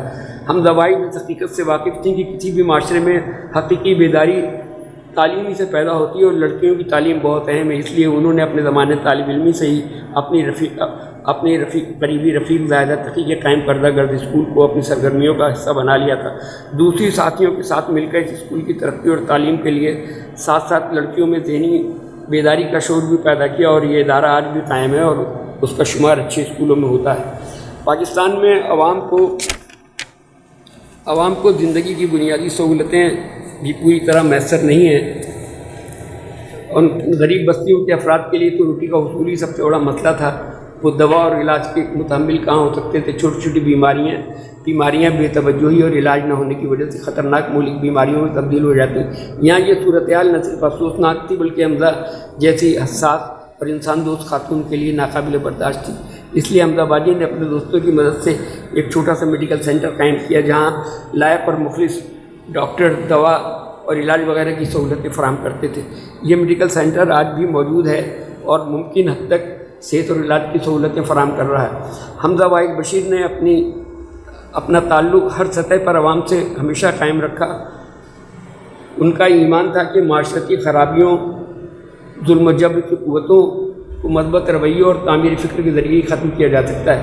اس ضمن میں وہ اساتذہ کے کردار سے بخوبی واقف تھیں. وہ اساتذہ کو معاشی آسودگی، فکر و خیال کی آزادی اور دوسرے تحفظات فراہم کرنا چاہتی تھیں. اسی لیے انہوں نے ملک گیر سطح پر اپنی ذمہ داریوں کو سمجھتے ہوئے فکری سطح پر بھی اپنا کردار بھرپور ادا کیا اور اس مرحلے پر حمزہ واحد بشیر کا اکثر اوقات انتظامیہ کے کارندوں اور موقع پرست افراد کی مخالفتوں کا بھی سامنا کرنا پڑا، لیکن بعض اوقات خوفناک نتائج کی دھمکیاں بھی دی گئیں. لیکن حمزہ جو کمزوروں اور مظلوموں کے لیے شفقت و محبت کا پیکر تھیں، ارباب اقتدار اور موقع پرست دانشوروں کے لیے شمشیر و برہنہ تھیں. ڈر، خوف اور بزدلی حمزہ کے مزاج میں شامل نہیں تھی. وہ مصلحت پسندی کے ہر مرحلے سے بےکار انداز میں گزری. دل آزاری، انہیں سخت ناپسندی لیکن اصولوں پر سمجھوتا کرنا انہیں کبھی پسند نہ آیا. ان کی زندگی کا منشور یوں تھا کہ خاکساروں سے خاکساری ہے، سر بلندوں سے انکسار نہیں. حمزہ واحد بشیر کے بارے میں وجہ طور پر کہا جا سکتا ہے وہ ایک فرد نہیں، ایک تحریک تھی، اور ان کے رفیق حیات واحد بشیر ہر مرحلے پر باہمی متعین کردہ مقاصد کی تکمیل میں اپنے علم، تجربے اور بصیرت کے مطابق مشورہ بھی دیتے. کبھی کبھی مشکلوں پر ہم سب ان کی رہنمائی اور ان سے رہنمائی حاصل کرتے.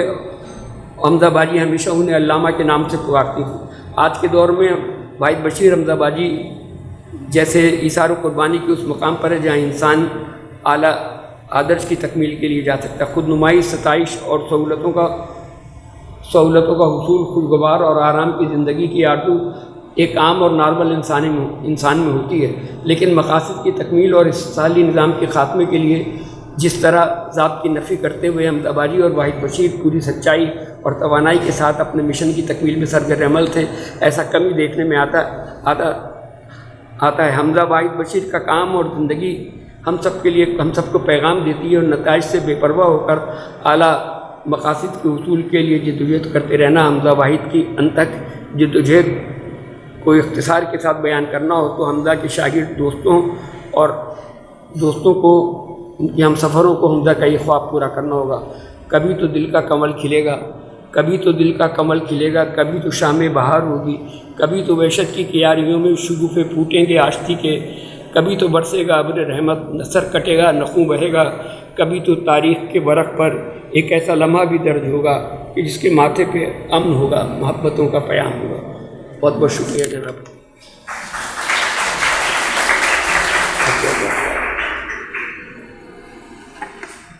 اس میں واحد بشیر صاحب کی ایک نظم عام طور پر میں پڑھ دیتا ہوں. آپ دیکھیں کہ آج کے دور میں بھی آپ دیکھیں واحد بشیر صاحب اور ہمارے ایک دوست تھے حسن عابد نے یہ سلسلہ تھا. آج کل تو آپ کو معلوم ہوتا ہے کہ لل ہے معاشرے میں، کوئی کچھ کام ہی نہیں کرتا. تو سینہ نینوا پہ تھا قلبی شدید مارکا، سینہ نینوا، یہ حسن عابد کا شعر ہے کہ سینہ نینوا پہ تھا قلبی شدید مارکا، تیرا شبی سے آج بھی روشنیوں کی جنگ ہے. اور واحد بشیر صاحب کی وہ نظم جو بار بار لوگ ادھر ادھر دیکھتے ہیں تو اس پہ انہوں نے کہا کہ شبرنگ اجالوں سے ضیا مانگنے والوں پاؤ گے نہ کچھ اور وجود داغ ندامت، اشکوں سے دلی ہے نہ دلی ظلمت حالات، آہوں سے رکی ہے نہ رکے گردش ایام، اور شکووں سے کبھی دست ستم تھم نہیں سکتا، فریاد سے سیلاب بلا رک نہیں سکتا، تفہیم سے بنیاد ستم ڈھہ نہیں سکتے. تحریر ہو تقریر ہو کافی نہیں دونوں، تحریر فقط معجزہ رقص قلم ہے، تقریر فقط آئینہ حسن بیاں ہے. جینا ہے تو ہر سانس کو ایک تیشہ بنا لو، ہر ذرہ بے مہر سے خورشید تراشو، اور ظلم کی ہر شکل دنیا سے مٹا دو. بہت شکریہ. بہت شکریہ زیدی صاحب. اب ہم سوال جواب کے سلسلے کی طرف جاتے ہیں. تو کوئی اگر سوال جواب ہو تو علی زیدی صاحب یہاں ہوں گے ان کا جواب دینے کے لیے. جی.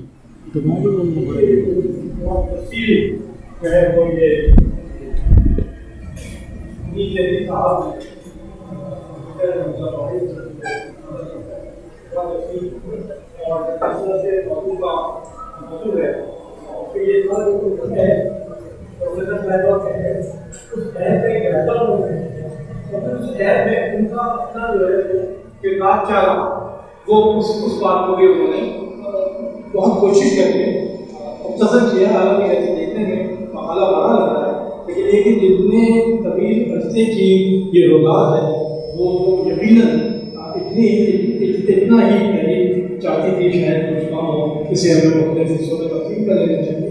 لیکن میں یہ چاہوں گا کہ جو انیس زیدی صاحب کا وقت حمزہ واحد صاحبہ کی جدوجہد کے عمل میں اس بات گزرا ہے، اگر اس کی کچھ اہم بات تو انہوں نے تحریر کی ہے تو اپنی جگہ ہو. لیکن اکثر یوں ہوتا ہے کہ جب ہم ان کے ساتھ بیٹھتے ہیں تو بہت ساری ایسی چیزیں سامنے آتی ہیں جن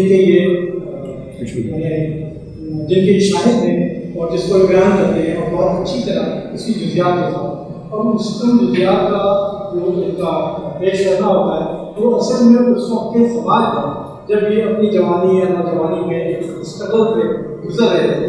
تو کیا حمزہ واحد صاحبہ کے ساتھ کچھ اور واقعات جس سے یہ اس کا اظہار ہو کہ وہ ترقی پسند تحریک کی ایک بہت فعال اور بے انتہا مضبوط ہے وہ خاتون تھی اور رہنما تھی، اس پر کچھ اور بات کر سکیں تو لوگوں کی دلچسپی کے لیے بتا سکیں. ٹھیک ہے. دیکھیے ہم کا باقی متحرک اور زندہ بعمل پرجوش اور کمی تھا، اور کسی بھی مرحلے پر وہ لحاظ تکلف اپنے قریبی ساتھوں میں نہیں کرتی. ایسا ہوا کہ کئی اللہ ساتھ میں اب میری نوجوانی تھی، کسی خاتون کے ساتھ میرا پیسہ مجھ کو لے کے جانا تھا، ہم تو ہماری اہلی وغیرہ لے چلو سر مانی پہلے آج اس بات پہ من کیا کرتے آپ کو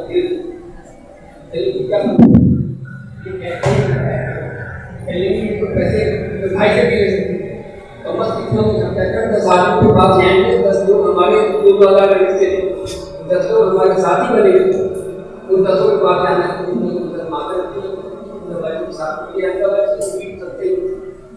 اور آدمی کی بات کہیں جائے گا قافلہ بنانا چاہیے.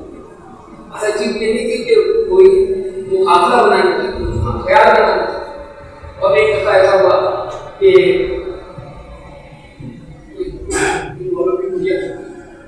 میرا جو ساتھی بات تھی میرا اسے اختلاف ہو گیا. پہلے کہ آپ پہلے کی لڑکی آپ انڈی سے روک کر رہی ہیں، بہت کچھ ہوا.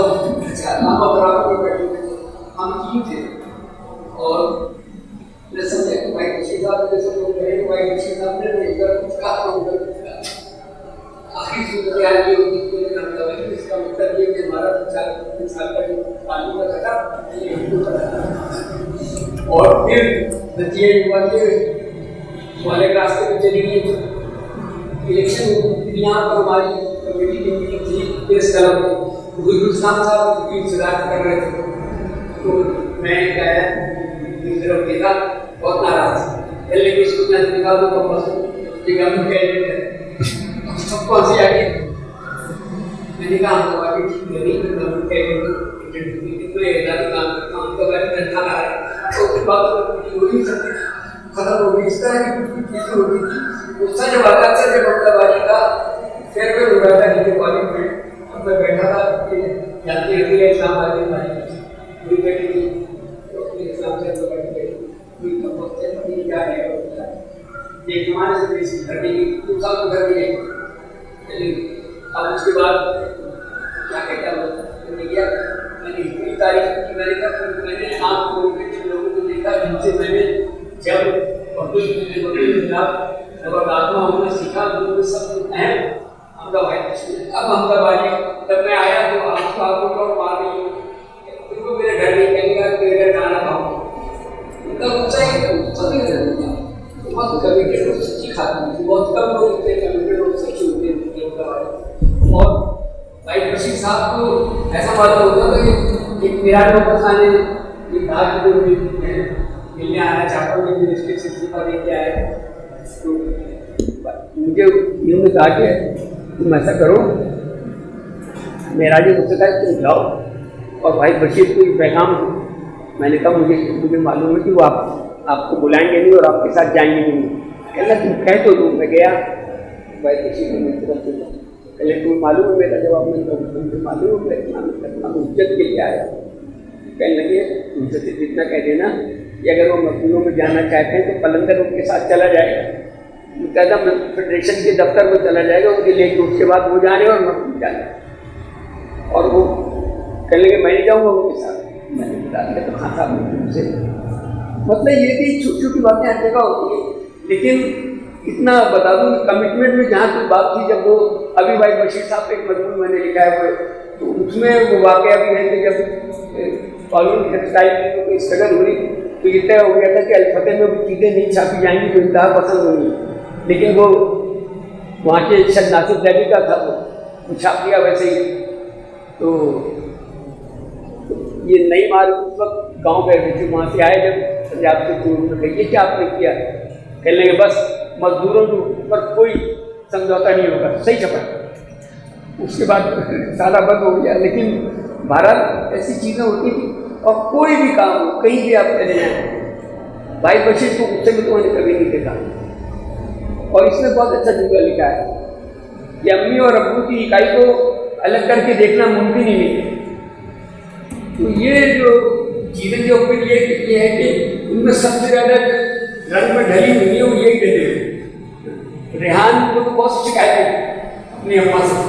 और मैं बताऊँ कि एक वक्त ऐसा था जब हमारी 69 की मूवमेंट चल रही थी अहमदाबाद की, पहला रेहान को सबसे बड़े लगता ये होने वाला था। अब हमें शख्सियत कॉलेज से पैदल जाना था वहाँ तक जुलूस में, और अहमदाबाद की एक आध डेढ़ महीने बाद टीम तक तो अनीता ने भी कहा, हमने कहा तमाम औरतों ने कहा कि आप चलिए वापस, मामला ठीक नहीं, कुछ भी हो सकता है, कल ही नहीं मैं चलूँगी। और वो कायदा की मदार तक कहीं वहाँ था। तो खौफ तो सब चीज़ें आप उनकी आंखों में देख सकते थे, मोहब्बत भी, शफकत भी, गुस्सा भी, बरहमी भी, लेकिन जो चीज़ उनकी आंखों में कभी नहीं देखी गई वो खौफ था। डरी वो अपनी अम्मा से भी सबसे गहरा बहुत ऐसी बातें, जैसे अनवर हसन सिद्दीकी साहब से जो उनकी गुर्बत थी, भाई बशीर साहब की और उनकी, और भाई बशीर साहब से जो उनकी शादी हुई वो भी है कि अम्मा बहुत खफा हो गई। अच्छा, सारे भाई अहमदाबाद के अच्छे, पापा उनकी अम्मा के एक बेटी मर गई थी, वो बोली थी कि अहमदाबाद की बेटी ये हिंदुस्तान पैदा हुई थी, बाकी बच्चे ईरानी थे, तो खफा होती थी तो। और मगर कभी किसी ने शिकायत नहीं की। बहुत करीबी हल्कों में तो कभी भी एक दफ़ा एक आध आंखों निकला होगा, लेकिन उसके बाद कभी भी किसी की शिकायत नहीं की। वो अब जो उनके सबसे बड़ा उनका ग्रुप साहब थे कि रनी कमाली, ये जो बाद में कमाली साहब थे ना, इकबाल रेडियो जो निकालते थे, और इकबाल के डबे के जो वो थे चेयरमैन डायरेक्टर थे, उनकी वाइफ थी रनी कमाली साहब। ये बर्मा में पैदा हुई थी, वहाँ से यहाँ आई थी, और ये फिर जाहिर था कि इनका स्कूल का रिव्यू स्कूल आप सब लोग भी मालूम होगा, देखिएगा, पर शादी की वजह से पढ़ते नहीं थे। बहुत से बच्चों ने वहाँ से पढ़ा, और इन सब लोगों ने अकील इस्लाम की वहाँ थोड़ी देर पढ़ाती रही, शहताबादी भी पढ़ाती थी, मलिका हुसैन जो की बाद में प्रोफेसर थी वो पढ़ाती थी, और चंद लोग और भी है उनको वहाँ पढ़ाते रहते। वो सब एक टीम थी, और अच्छे लोग थे, सब मेहनत करना चाहते थे, लोग इंसानों की मदद करना चाहते थे। और कभी किसी के अकीदे से किसी को ताल्लुक नहीं होता कि ये क्या है। मैं अपना बता रहा हूँ कि यूनुस रिजवी साहब के इंतकाल में मुझे पता चला कि यूनुस रिजवी साहब जो शिया है, तकफीर के मौके पर मुझे पता चला। उनके साथ कुछ 40 बरस के रफाकत है, लेकिन कभी नहीं पता चला यूनुस रिजवी साहब का अकीदा क्या है, कभी बात नहीं की। तो ऐसी बहुत सी बातें हैं, और बहुत अच्छी बात है, और जितना उन्होंने लोगों को आगे बढ़ाया है, काम करना सिखाया है, इतना बहुत कम लोगों ने सिखाया होगा। आज के मौके पे ज़्यादा जज्बाती हो जाऊंगी मैं, क्योंकि पहला लेक्चर मेरा था ज़्यादा के हवाले से आदाब। आपकी इजाज़त से अनीस सैदी साहब हैं और डॉक्टर हुमा गफ़ार और कलीम दुरानी और मुअज़्ज़िज़ हाज़रीन, और स्पेशली हुमा और कलीम मुझे अब हर जगह याद रखते हैं। जब मैं पाकिस्तान जब से आई हूँ वापस, तो मुझे बहुत अच्छा लग रहा है इस कम्युनिटी इस एकेडमिक फैमिली का वापस हिस्सा बन के। दूर तो मैं कभी भी नहीं थी इब्तिदा से, लेकिन कुछ हालात ऐसे थे कि ज़्यादा वक्त मुल्क से बाहर गुजरा। मुझे जब हुमा ने कहा कि सदारत मैं इस तकरीब की करूँगी, तो वो अंदर के जो लेफ़्ट की क्रिटिक है वो जाग पड़ी। तो मुझे ये लग रहा था कि ये सदारत तो बहुत ही एलिटिस्ट और अमीराना किस्म की इस्तिलाह है। तो हम तो वर्कर हैं, एक्टिविस्ट हैं, आम लोग हैं, तो फिर भी मैंने सदारत कबूल कर ली। अच्छा, अब और फिर अनीस सैदी साहब की जो कंट्रीब्यूशन है तालीम के मैदान में, ज़्यादा से ज़्यादा उनको मैंने पढ़ा, जानने की कोशिश की।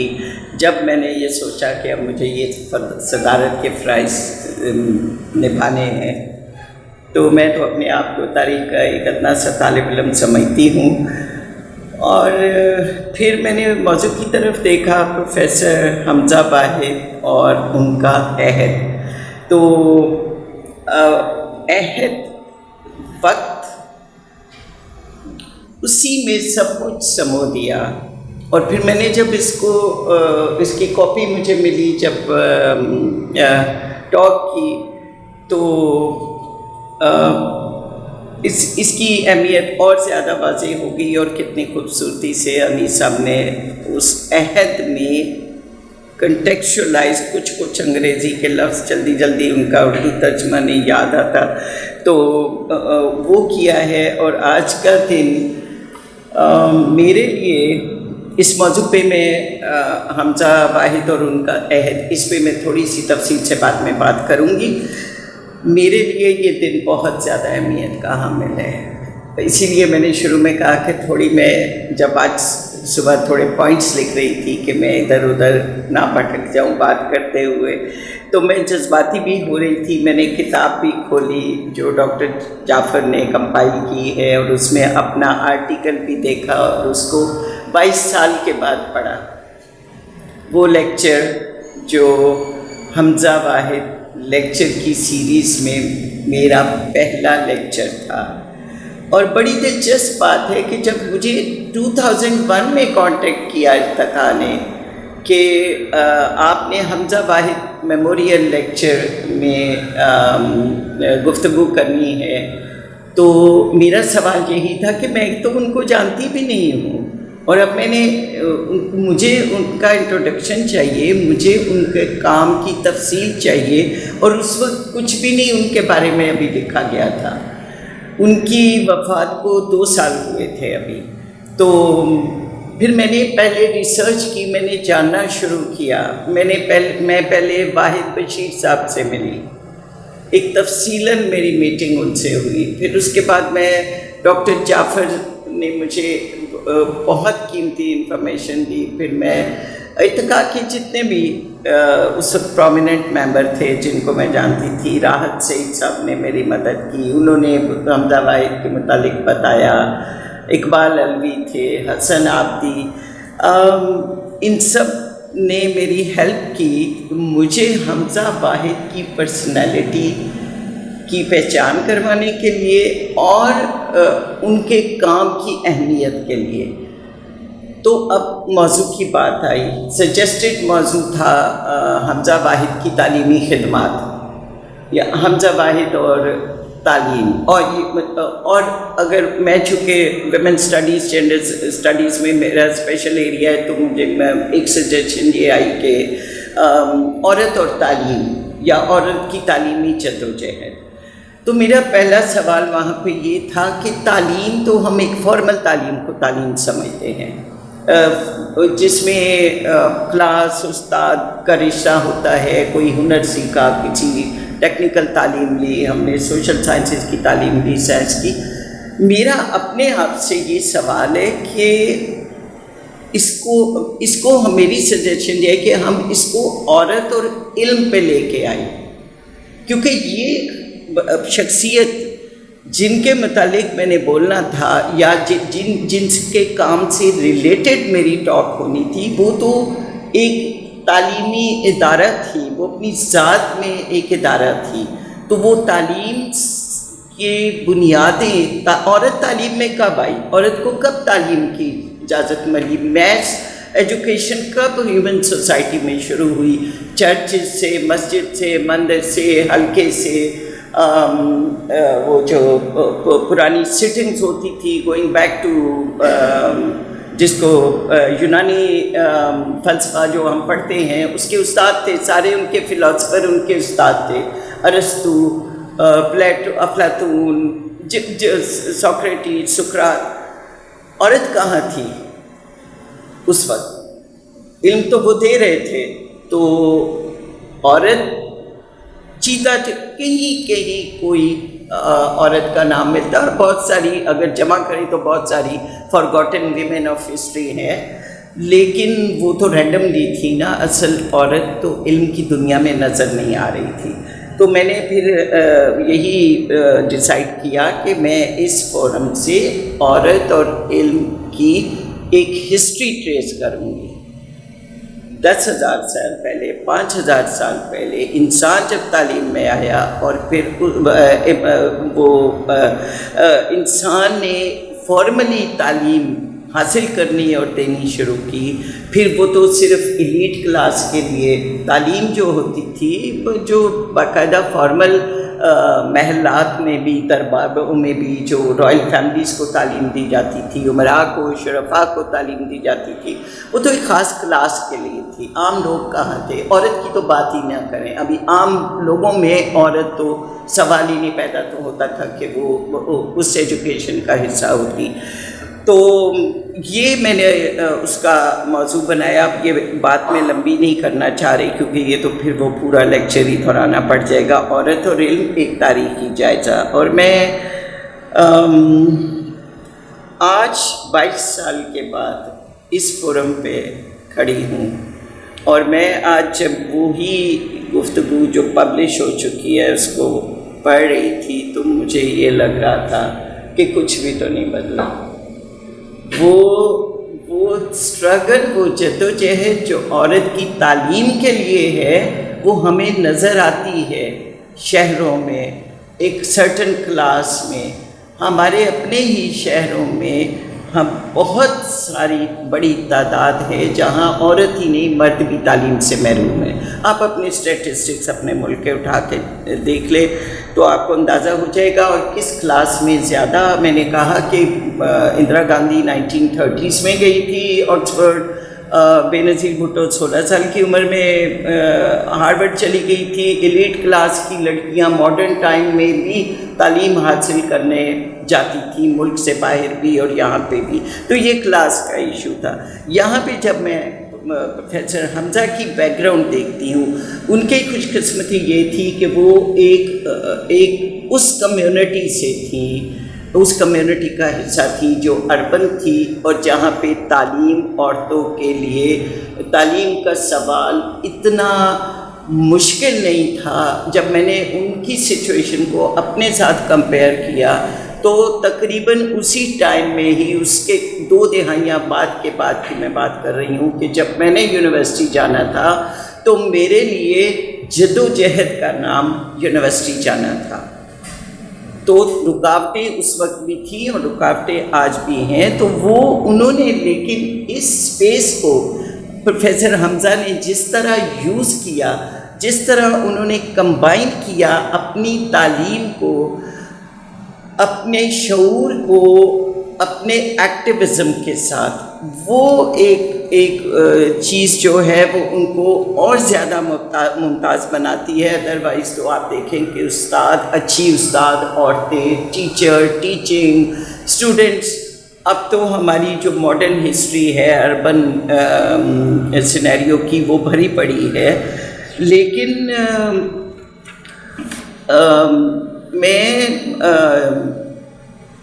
जब ये उनकी जो टीचिंग को जब मैंने समझा, जब मैं उस वक्त ये तैयारी कर रही थी इस गुफ्तगू के लिए, तो एकदम से मेरे जहन में एक लफ्ज़ आया कि वो टीचर ही नहीं थी, टीचिंग एक्टिविस्ट भी थी। वो एक उस्ताद कारकुन थी, या और एकेडमिक लैंग्वेज में जिसको अमेरिका में हम कहते हैं एकेडमिक एक्टिविस्ट थी। वहाँ पे नॉर्मली एकेडमिक एक्टिविस्ट जो हैं वो यूनिवर्सिटीज़ में हैं, और बहुत से एक्टिविस्ट मुख्तलिफ़ यूनिवर्सिटीज़ में पिछले 3 दिन से आपको स्टूडेंट्स के साथ खड़े नज़र आ रहे हैं जो गज़ा के लिए प्रोटेस्ट हो रहे हैं। तो ये यहाँ इस कॉन्टेक्स्ट में इनको मैं कैसे लेबल करूँ? ये एजुकेशनल एक्टिविस्ट थी, ये टीचर एक्टिविस्ट थी अपनी दुनिया में, क्योंकि उन्होंने अपने हिसाब से उन्होंने अपने आप को महदूद नहीं रखा क्लास की 4 दीवारी में, वो उससे बाहर निकली। आज प्रोफेसर जैदी ने صرف ایک لائن میں جو میں دیکھتی ہوں کہ ٹائٹل جو ہے وہ اتنی خوبصورتی سے انہوں نے اس کو پیرافریز کیا ہے، پروفیسر حمزہ اور ان کا عہد، یعنی وہ ان کا جو ملٹی ڈائمینشنل ایکٹیویزم تھا وہ اس کانٹیکس میں تھا جس میں وہ سارے چیلنجز تھے جو پروفیسر زیدی نے ہمارے ساتھ شیئر کیے ہیں۔ ملٹی ڈائمینشنل ایکٹیویزم تو ایک لحاظ سے آج کی ٹاک اور ان کا لیکچر جو ہے وہ حمزہ واحد پہ فوکس نہیں ہے خالی، وہ انہوں نے ان کو کنٹیکچوئلائز کیا ہے 1940s اور 50s، first second world war, cold war, colonialism, independence, post independence situation, Pakistan کے داخلی مسائل، پاکستان کے خارجی مسائل، پاکستان کس طرح سے ویسٹرن بلاک کا حصہ بنا، ایوب خان کی آمریت، سیاسی جدوجہد، پروگریسو لوگوں کی، repression of progressive people in Pakistan, وہ اتنی خوبصورتی سے لے کے چلے ہیں حمزہ واحد کی اسٹرگل کو کہ ہمیں ایک گھنٹے میں آپ نے تاریخ پڑھا دی ہے پورا۔ جب عہد کی بات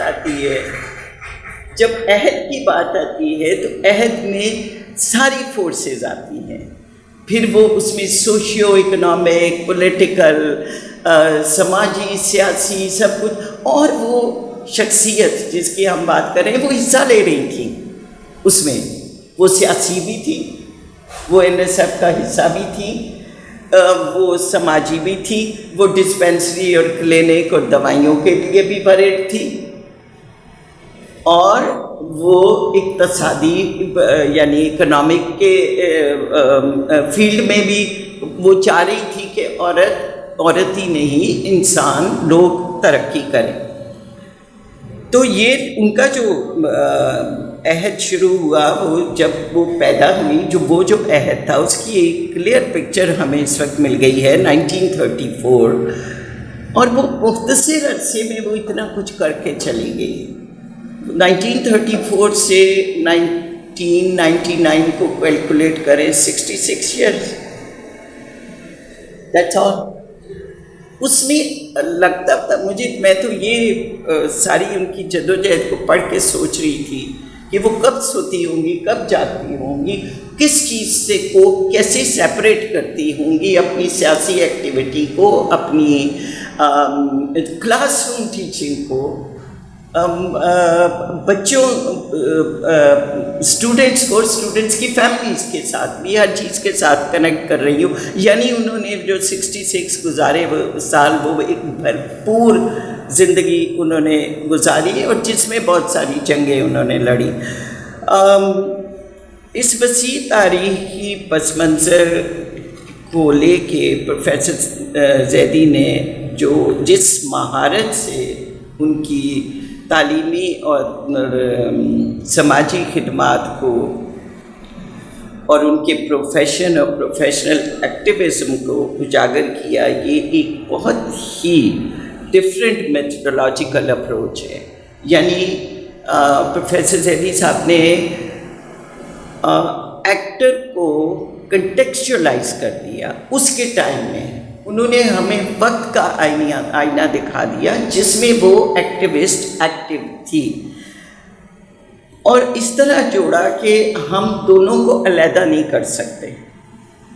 یعنی حمزہ واحد اور ان کے ٹائم کو ہم حمزہ واحد کو نہیں سمجھ سکتے جب تک ان کے عہد کو نہ سمجھے، اور ان کے عہد کو نہیں سمجھ سکتے جب تک ہم حمزہ واحد کے ایکٹیویزم کو نہ سمجھے۔ اور یہ میرا خیال ہے کہ یہ اہم تحریر پروفیسر زیدی جیسی شخصیت ہی لکھ سکتی تھی، جن کا پرسنل کنیکشن بھی ان کے ساتھ تھا، جن کا پولیٹیکل کنیکشن بھی ان کے ساتھ تھا، جو خود ایک تعلیمی ماہر، سیاسی کارکن اور مزاحمتی لیڈر رہے۔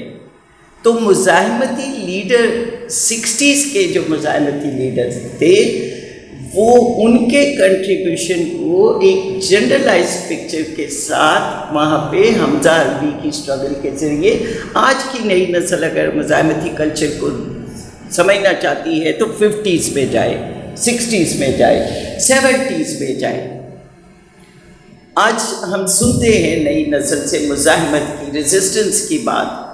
مزاحمت اور ریزسٹنس پہلے بھی تھی اور بہت بڑی قوتوں کے خلاف تھی. آج میں کوئی چیز مینشن نہیں کرنا چاہتی، کوئی اسپیسیفائی نہیں کرنا چاہتی، لیکن آج اگر ہم کی بورڈ پہ اور ٹویٹر پہ مزاحمتی تحریک کا حصہ بنے تو یہ وہ مزاحمتی تحریک نہیں تھی جو اس وقت تھی. اس وقت ڈنڈے کھانے والی تحریک تھی، اس وقت جیلوں میں جانے والی تحریک تھی، اس وقت سختیاں سہنے والی، ریئل سختیاں، جسمانی سختیاں سہنے والی تاریخ تھی. تو شکریہ آپ کا بہت. آپ نے جس طریقے سے یہ ایک لائن میں ہمیں پوری ہسٹری، پوری پکچر دے دی ہے اس میں، اور سب سے مزے کی بات ہے کہ آپ کے لکھنے میں ایک دوستی، ایک ذاتی تشخص، ذات شناسی بھی چھلکتی ہے اس آپ کے لیکچر میں. اور میں سمجھتی ہوں کہ نوجوان قارئین اور طالب علموں کے لیے، آج کے طالب علموں کے لیے اس تحریر کی بہت اہمیت ہے، اور یہ وقت اور وقت کی عہد کی پیداوار اور اس کے کارکن جو ہے ان کو سمجھنا نئی نسل کے لیے بہت ضروری ہے. اور پروفیسر زیدی نے یہ گہرا رشتہ ایکٹیوسٹ، کارکن اور کانٹیکسٹ یعنی اس کا ماحول، ان دونوں کو اس طریقے سے ایک ایگزامپل دے کے ایک پرسنالٹی کی اور اس وقت کے حالات کی جوڑا ہے، جس کی جب یہ ریٹن فارم میں آئے گا تو میرا خیال ہے کہ اس کو یوز کرنا چاہیے. اسٹوڈنٹس کو اس کو اویئرنیس کے لیے ایز اے ٹول اس کو یوز کیا جائے. چند سطرے میں یہاں پہ آپ کی اجازت سے دہرانا چاہتی ہوں آپ کے لیکچر سے، جو نئی نسل کے تعلیمی، سماجی اور سیاسی حالات کو سمجھنے میں مدد دے سکتی ہے. میں نے اس کو علیحدہ سے پرنٹ آؤٹ کیا تھا، پیج نمبر تو اس وقت پتہ نہیں کیا ہوگا آپ کے پاس. بڑی خوبصورت بات کہی پروفیسر زیدی نے. بلند و بالا اور عالی شان عمارت کی مضبوطی اور پائیداری کا انحصار اس کی بنیادوں پر ہوتا ہے، لیکن دیکھنے والا عام طور پر عمارت کی دلکشی اور شان و شوکت میں گم ہو کر اس کی بنیادی اینٹوں کو نظر انداز کر دیتا ہے. بالکل یہی صورتحال پروفیسر حمزہ واحد بشیر کی ہے. بلڈنگ بلاکس بنیادوں میں جاتے ہیں، بلڈنگ بلاکس سے دیواریں بنتی ہیں، اور ان بلڈنگ بلاکس کو اجاگر کرنے اور سمجھنے کے لیے ہمیں یہ بلاکس آئیڈینٹیفائی کرنے ہیں. آج کی نسل کے لیے بھی، اپنے لیے بھی. ان میں سے ایک بلڈنگ بلاک جس کی آج ہم بات کر رہے ہیں، جس کے نام پہ لیکچر ہے، وہ ہمیں تعلیم، عورت کی تعلیم، ترقی پسند سیاست، ترقی پسند معاشرہ، ان چیزوں کی طرف راہ دکھاتی ہے. جب بھی ہر سال مجھے یقین ہے کہ جب یہ لیکچر ہوتا ہے، جب ان کا ذکر آتا ہے تو وہ ایک انسپریشن بنتی جا رہی ہیں. آپ سب کا بہت بہت شکریہ.